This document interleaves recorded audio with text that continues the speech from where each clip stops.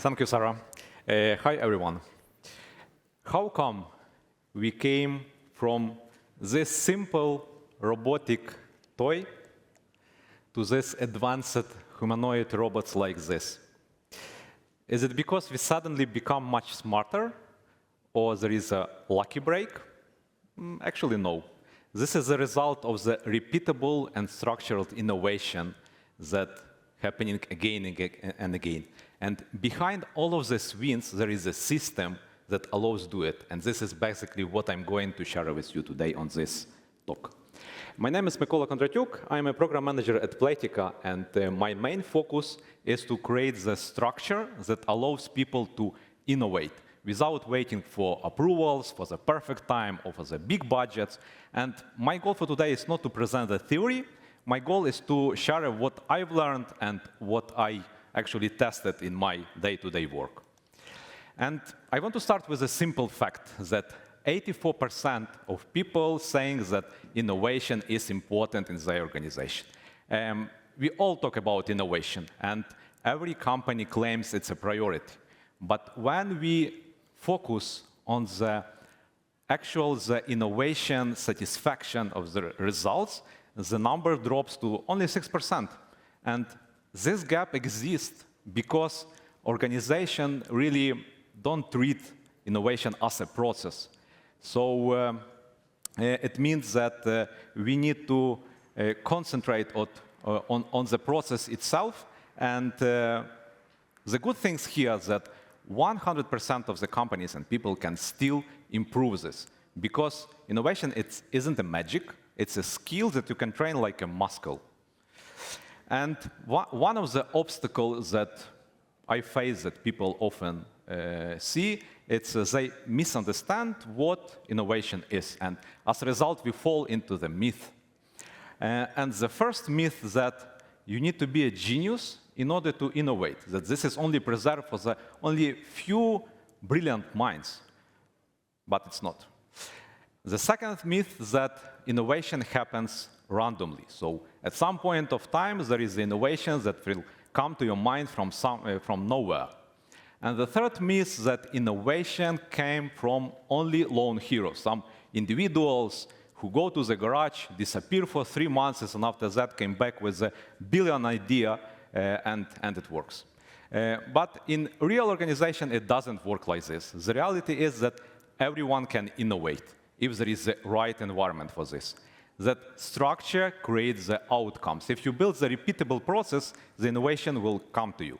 And teams drive real progress. When you are working with the teams and bring the better result when you are working alone. And I've seen this from both sides. The first, at the beginning, we tried the classic structured approach, controlled one, when the management set the goals, the innovation streams, and assigns the teams, defines the goals, and so on. And honestly, it works. It works when someone is controlling the team, pushing them to do what they define it. But at the point when management doing the step back and stop doing micromanagement, it stopped working. Because when people are working on something they don't care, and there is no real responsibility, they are just executing the task again and again without any rooms for innovation. And after that, we decided to do the slight change. We asked people what they are most passionate about, what problems they do want to solve. And they self-organized based on the topics and on the passions that they do have, and it started bringing the value. The people have a higher motivation, more outcome, and as a result, bring better value to the organization. So basically, it's really, really works. And I think many of you heard this question, how many engineers does it require to innovate? And the answer is 1. But there is 10 meetings, 5 approvals, 3 rounds of feedback that you need to create. And this is why structure is matter. Because if you will not create the process inside of your organization, the actually bureaucracy will create the default one for you. Hope you're enjoying this video, but did you know LeadDev has lots more to offer? So webinar, podcasts, I even like articles, conferences, events, and most importantly, community. And even thinking about like process, tech, and people, which is how Lead Dev website is laid out, I really think this is the #1 learning platform for me as an engineering manager. Don't forget to check out leaddev.com.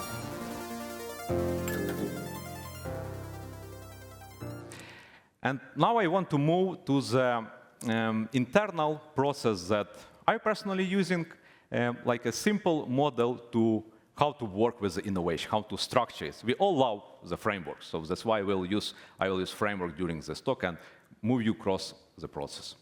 And the first part of the framework, it's a protected time. So it sounds obvious, but this is the absolute foundation, that innovation will never happen if you will wait until someone will do the innovation work between their tasks when they have the free time. There is always will be one more feature to develop, one more bug fix to fix, one more meeting to attend, and so on. So there is no time. So this is important to have the dedicated time, weekly, bi-weekly, depends on the organization structure, but the time should be reserved and respected. So this is important. And also, I'm measuring the results. How many ideas were generated? How many prototypes were built? How many ideas moved forward and validated? And if you will simply do not do it, innovation will not work at all. The second thing, it's regular innovation sessions. One of the biggest problems that I see is that people are holding their ideas for too long. So naturally, it is okay that they are trying to shape the idea as much as possible before showing it to someone, but at the point, they often invested time and energy on something wrong. So instead, we encourage people to share it earlier. It means that we have the regular sessions when people are coming with half-baked ideas, share it with the audience, receive the feedback, and adjust it until it's still easy to change. And the results is great in our case. The next thing, it's makerspace hackathons. We usually create like a small hackathons for teams with whom I'm working on. It can be 1-2 days, but the main idea is they self-organized. And if it's why we came to this idea, because if innovation if innovation is integrated with okay, now it's better. So we created the hackathons with usually 1-2 days, and we make them self-organized. So the teams took the topics. No one assigned what to build, and management role here is to provide the feedback and to support the team itself, like a space, food, gifts, and so on. And the makerspace hackathons allow people to be creative. And as a result of these 2 days, they are bringing the value and prototypes. And later on, these prototypes are coming to some projects, big projects in the organization. And the next one, it's integrated OKRs. So when the innovation disconnected from the business goals, it can quickly turn in what I'm calling the innovation theater. That there is a lot of activities are happening, but there is no real outcomes. And that's why we align the innovation directly with the organization objectives, that every project can be connected to the objectives and can be measurable, like a customer satisfaction, user experience, revenue impact, and so on. And the last one, important one, it's external inspiration. So one of the reasons that I see in the organization is that people can stuck in their own way of thinking, in their walls.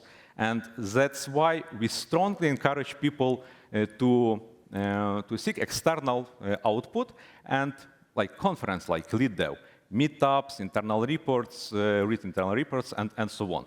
And usually, the best idea is coming when there is external inspiration with a combination of internal expertise. So this is the best condition.